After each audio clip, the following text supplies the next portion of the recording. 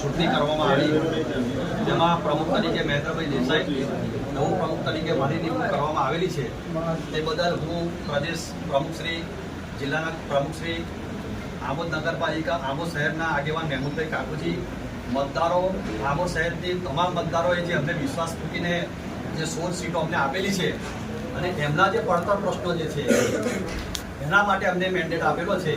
અમે તમામ આમોદ શહેરની જનતાને વિશ્વાસ આપે છે કે અમારા પાર્ટીનો એક ધ્યેય છે કે સમાન કક્ષાએ વિકાસ, કોઈની સાથે ભેદભાવ રાખવામાં નહીં આવે, એટલે સ્વચ્છ વહીવટ કરીશું. અમારી પાસે બી ઘણા વિકટ પ્રશ્નો છે. અગાઉના જે બોર્ડે જે કામો નથી કર્યા તેને પ્રાધાન્ય આપવામાં આવશે અને સાફ સફાઈ, ગટર પાણીની જે વ્યવસ્થા છે એ કથળી ગયેલી છે, એને પ્રથમ અમે પ્રાયોરિટી આપીશું. નાનામાં નાના નાગરિકને કોઈ પણ હાલાકી ના થાય તેના માટે અમે કટિબદ્ધ છે. અમારી કોંગ્રેસ પાર્ટીના 16 સભ્યો આ કામ કરવા માટે કટિબદ્ધ છે. ફરીથી હું ધન્યવાદ તમામનો